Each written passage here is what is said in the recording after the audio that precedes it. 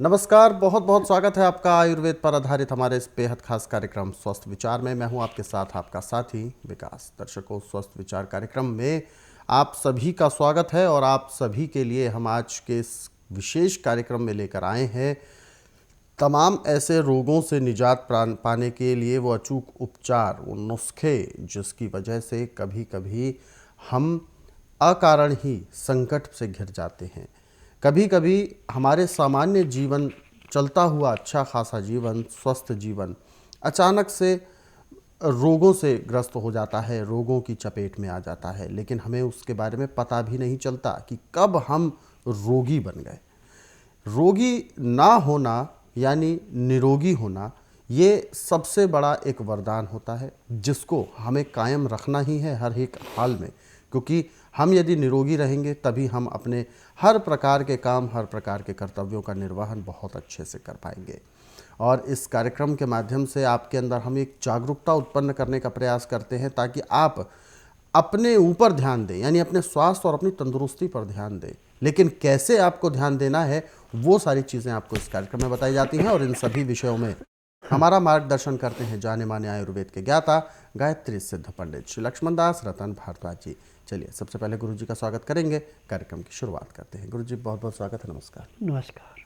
चलिए आगे बढ़ते हैं कार्यक्रम में और शुरू करते हैं अपने आज के इस नए विषय पर चर्चा। गुरु जी, सफ़ेद दाग एक ऐसा चर्म रोग, एक ऐसा विषय है जिस पर समाज में कई प्रकार की भ्रांति फैली हुई है, अपवाद भी हैं, मतभेद होता है, छुआछूत जैसा माना जाता है। और जिस रोगी को सफ़ेद दाग हो जाते हैं उससे ऐसा दूरी बना के रखी जाती है बहुत ज़्यादा। कभी कभी तो रोगी डिप्रेशन में भी चला जाता है इस वजह से। तो सबसे पहले मैं जानना चाहूँगा, आखिर सफ़ेद दाग क्या अनुवांशिक रोग होता है, सामान्य रोग है, और अगर है भी, जिस भी तरीके का रोग है, तो इसके उत्सर्जन की क्या विधि होती है, किस वजह से होता है, क्या है इसके कारण?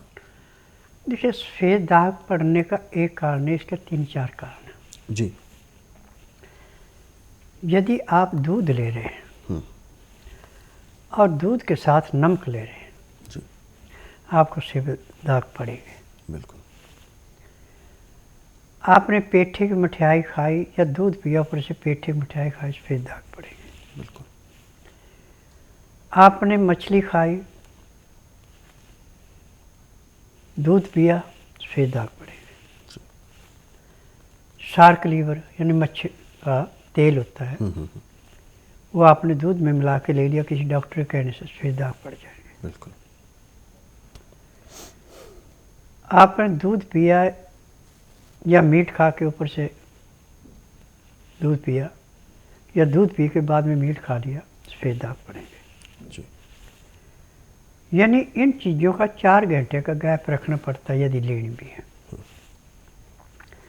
परंतु सफ़ेद दाग चाहे आपको किसी भी किस्म से पड़े हैं,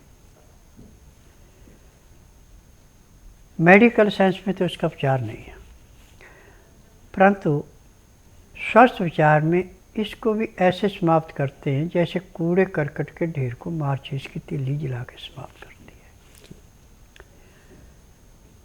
अब इसके लिए ऐसे तो बहुत दवाइयाँ हैं, परंतु सबसे आसान और सबसे छोटा नुस्खा वो है चना काला और सिरका। आप सुबह सिरके के अंदर 20 ग्राम चने भिगो के रख दें, शाम को सिरके में से निकाल करके त्रिफला, हरड़ भेड़ा आंवले को त्रिफला बोलते हैं, परंतु त्रिफले की रेशा है कि 10 ग्राम हरड़ है तो 20 ग्राम भेड़ा और 40 ग्राम आंवला, ये तीनों चीज़ों की मात्रा ऐसे रखी जाती है, फिर त्रिफला कहलाता है। ये पूर्ण काम करता है। अब रात को इस भिगोए चने, सुबह भिगोए, रात को सिरके में से निकाल के चनों को अच्छी तरह त्रिफले में मसल दें और कपड़े में गांठ लगा के इसको ढक के कहीं भी रख दें। अब सुबह उसमें अंकुरित हुए मिलेंगे हो। और खाने में भी बड़ी टेस्टी लगेगी आपको। अब 20 ग्राम चने खाने में आपने कम से कम 1 घंटे का समय लेना। इससे फालतू ले तो और भी अच्छा। जितना आप चबा करके खाएंगे इसका रस जाएगा, सिरके का और त्रिफले का, चने के छिलके और दाल के साथ, उतना आपके खून के अंदर जो है इन्फेक्शन के कीटाणु थे जिनमें सफ़ेद दाग पड़े थे वो कीटाणु समाप्त हो जाएंगे। और 1.5-2 महीने बाद आपकी चमड़ी जैसी पहले थी वैसी हो जाएगी। परंतु इसमें एक बात का ध्यान रखना कि दिन का खाना आपका 12 बजे से पहले है और खाना खाने में भी आपने पूरा 1 घंटा लगाना है। खाना खाते समय 2 गिलास गर्म पानी 15 से 18 डिग्री गर्म हो, उसमें लहसुन प्याज अदरक का रस मिला के पीना अति आवश्यक है। उसका नियम है कि जो भी आपने खाना खाना है उसका छिलका नहीं निकालना, चोकर नहीं निकालनी, चोकर के साथ ही रोटी बनानी है। दाल सब्जी जो है छिलके वाली। अब इसमें आपने 2-4 ग्राही खाना खाया, 2 घुट पानी पिया, फिर 2-4 ग्राही खाना खाया, 2 घुट पानी पिया। पानी पीने में, खाना खाने में यदि आप 1 घंटा लगा देते हैं तो मैं दावे से कह सकता हूँ कि आपके चाहे कितने भी पुराने से पुराने सफ़ेद दाग हैं, 3 महीने में जो चमड़ी का और रंग था वही रंग हो जाएगा। परंतु इसमें आपको एक तेल की मालिश करनी है। तिलों का तेल लें चाहे सरसों का तेल लें, जितना आपने तेल लिया उतना लहसुन छिल के रख दें। अब इस तेल को स्टील की कढ़ाई हो चाहे लोहे की कढ़ाई हो, उसके अंदर इतना धीमी आंच पर गर्म करें कि उबलने लगे। जब तेल खौलने लगे तो इसमें थोड़ा थोड़ा लहसुन करके डालें, क्योंकि लहसुन डालते इसमें झाग बनती है, तेल बाहर नहीं निकलना चाहिए। जब बादामी रंग का लहसुन हो जाए तो उसको निकाल लें और दोबारा नया लहसुन जला दें। यानी 1 किलो तेल में 1 किलो लहसुन जलाना है। तो 1 किलो लहसुन जलाने में आपका तेल जो है 1 किलो का रह जाएगा 700-750 ग्राम। अब इसके बाद आप पहले से ही कूट के पीस के दरदरा करके सारा सामान रख लें, जिसमें जायफल, जवित्री, लौंग, दालचीनी, बड़ी इलायची, सौंठ, कड़वी कुट, केसर, ये 8 चीज़ें सूती कपड़े में ढीली गांठ बांध के उस तेल के अंदर डाल दें। अब इस तेल को आपने धीमी आंच पे 3 घंटे उबालना है। अब इनका सब चीज़ों का रस जो है वो तेल में चला जाएगा। अब आपके पास तेल रह गया 250-300 ग्राम, इससे ज़्यादा नहीं जलने देना। अब जब आपका तेल थोड़ा रह गया नीचे उतार लिया और उसके अंदर से वो गांठ निकाल करके थोड़ी देर ऐसे उठा के रखनी। फिर आस्ता आस्ता किसी चीज़ से उसको दबाना, जो उसके अंदर तेल है वो सारा निकल जाए। फिर जब थोड़ी ठंडी हो जाए तो आप हाथ से दबा के उस तेल को निकाल लेना। अब जो चीज़ें आपके पास ये गांठ बांध के रखी थी, सारी चीज़ें कूट के पीस के इसका पाउडर बना लें। और जो आपका तेल है इसको लाल रंग की बोतलों, कांच की बोतलों तो सोने पे सुहागा, ऐसे केमिकल की बोतलें आती हैं 4-4 लीटर की, 5 लीटर की होती हैं, उनमें इस तेल को धूप में रखें और इसके अंदर 20 ग्राम देसी कपूर डाल देना।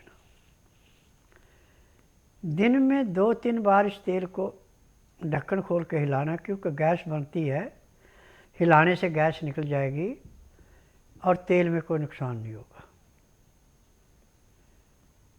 40 दिन धूप में रखने के बाद अब इस तेल को आपने मालिश किया करनी। नहाने के बाद 1 घंटा सुबह, 1 घंटा शाम को। तो जैसे गहरी जगह पे गड्ढा खोद दें और दाएं बाएं की ऊंची जगह की मिट्टी पानी के साथ बह के वो गड्ढा बराबर होता है, ऐसे दाग समाप्त हो जाते हैं। परंतु इनमें एक बात का विशेष ध्यान देना कि आपने इसमें सिंधा नमक या काला नमक तो आप धीमी मात्रा में ले सकते हैं, आयोडीन नमक नहीं लेना, नहीं तो आपको लाभ नहीं होगा। और दिन का खाना आप 10 बजे तक खा लें और रात्रि का खाना दिन अस्त होने से घंटा 1.5 घंटा पहले खा लें। खाना खाते समय 2 गिलास गर्म पानी, लहसुन प्याज अदरक का रस मिला के पीना अति आवश्यक है। खाना खाने के बाद दांतन कूड़ा करके 5 मिनट के लिए आपने वज्रासन बैठना है। फिर वज्र आसन से उठ करके 10 मिनट आप सैर करें। उसके बाद 20 मिनट के लिए आप शवासन लेट जाएं। 20 मिनट के बाद 5 मिनट के लिए बाईं साइड करवट लें, 3 मिनट के लिए दाईं साइड करवट लें। ये 2.5 मिनट का टाइम आपको सुबह देना पड़ेगा। शाम को आपने आधा घंटा सैर करनी है। जैसे वज्रासन से उठे और आपने सैर की आधा घंटा, उसके बाद आप धार्मिक किताबें पढ़ें, धार्मिक सीरियल देखें, परिवार से, अड़ पड़ोस से, रिश्तेदारी में बातचीत करें। ठीक 9 बजे आप सो जाएं। सुबह 4 बजे उठ करके आपका पेट ऐसे साफ होगा जैसे सिर से बोझ जमेगा, पेशाब बाद में आएगा। उसके बाद दांतन कूड़ा करके आधा घंटा कपालभाति, 15 मिनट भस्त्रिका, 8-10 बार अग्निसार, 15-20 बार उज्जयी, 25-30 बार ब्रह्मणी, 5 मिनट कुंभक, 1 घंटा लोन विलोम करना अति आवश्यक है। यदि क्रिया आप प्रतिदिन 3 महीने लगातार करते हैं तो चाहे आपकी पूरी चमड़ी सफ़ेद हो चुकी है, तो आपका नेचुरल रंग था माँ के पेट से पैदा होने के बाद, वही रंग आपका दोबारा हो जाएगा। मेरा नाम भैरोदान है। मैं बैंक के अंदर मैनेजर हूँ। पिछले 2 साल से पेट में दर्द रहता था।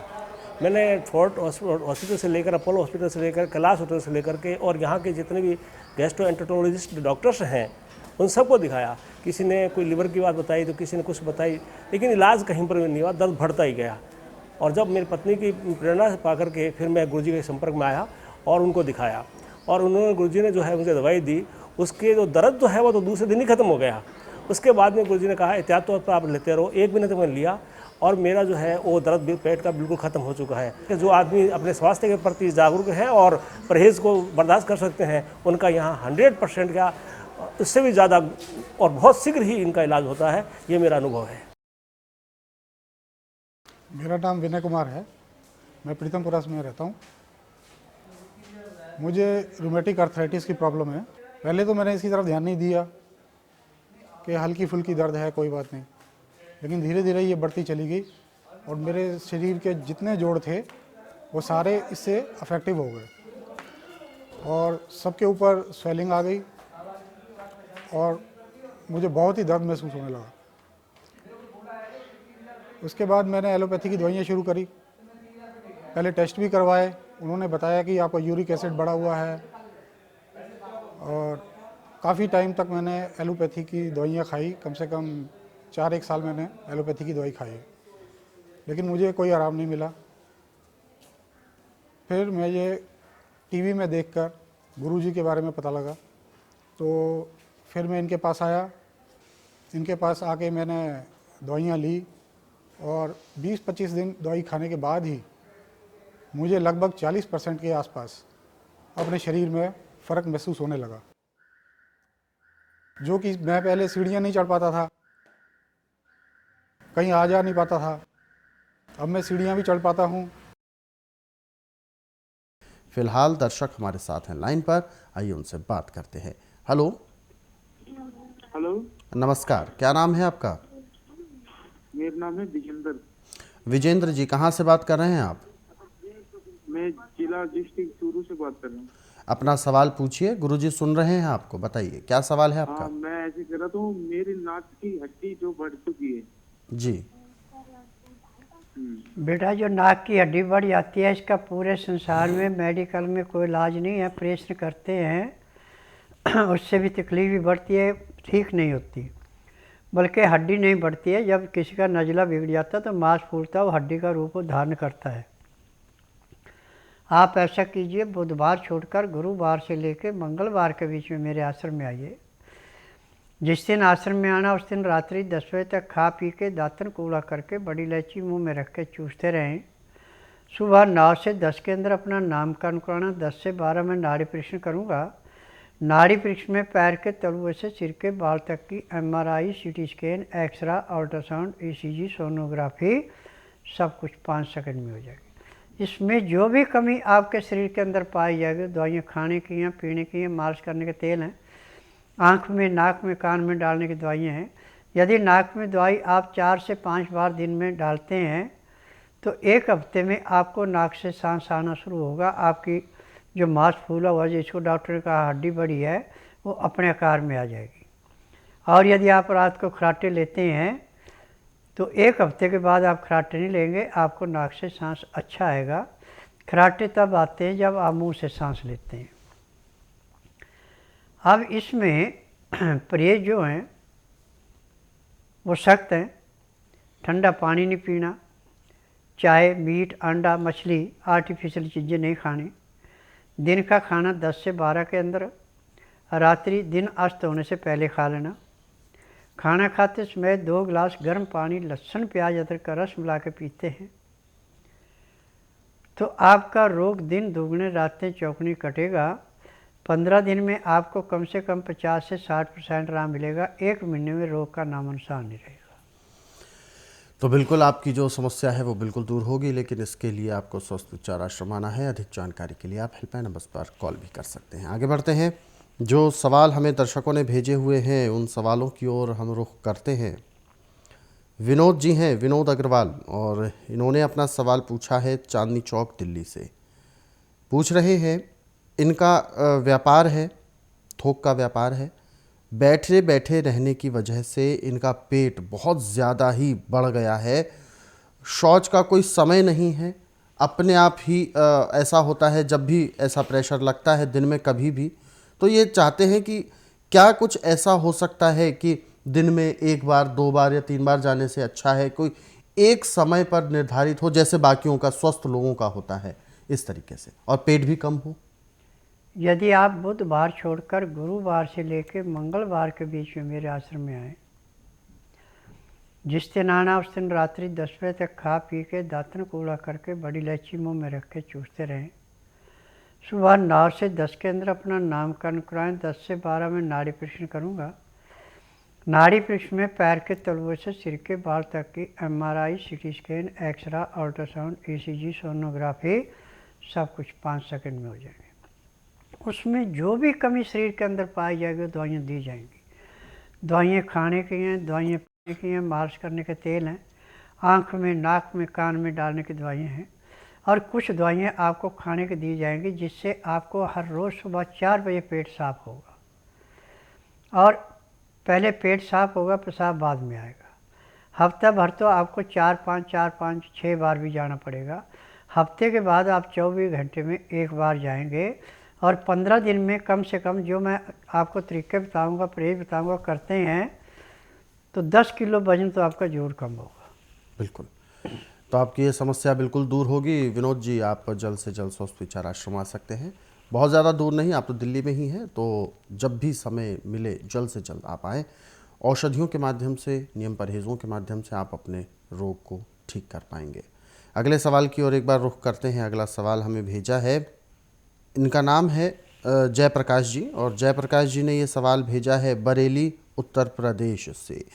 और इनका सवाल है कि इनको, हालांकि इन्होंने लिखा है कि आज से 8 वर्ष पहले ये दवाई ले जा चुके हैं अपने लिए। इनको शायद पथरी की समस्या थी और बिल्कुल ठीक हो गए हैं और उसके लिए धन्यवाद भी किया है। फिलहाल ये जानना चाहते हैं कि पथरी जैसी ही समस्या, जैसा दर्द उस समय था वैसा ही दर्द अब हल्का महसूस होने लगा है, लेकिन ऐसा इन्होंने टेस्ट कराए, चेकअप भी करा लिया, लेकिन पथरी की कोई शिकायत है नहीं, लेकिन हल्का हल्का इनको पेन वैसा ही हो रहा है और भुक्तभोगी हैं इसलिए तुरंत चेत गए हैं। जी देखिए, जहाँ पे कहीं पथरी बनती है वहाँ पे पत्थर नहीं होता है, अन्न सूखा हुआ होता है। जिस अन्न को पानी पूरा नहीं मिला वो पत्थर का रूप धारण करता है। एक्सरे में, अल्ट्रासाउंड, ECG, सोनोग्राफी में नहीं आता। परंतु नाड़ी परीक्षण में आपने देखा ही है कि मैं ना तो रोगी से पूछता हूँ ना कागज पत्र देखता हूँ।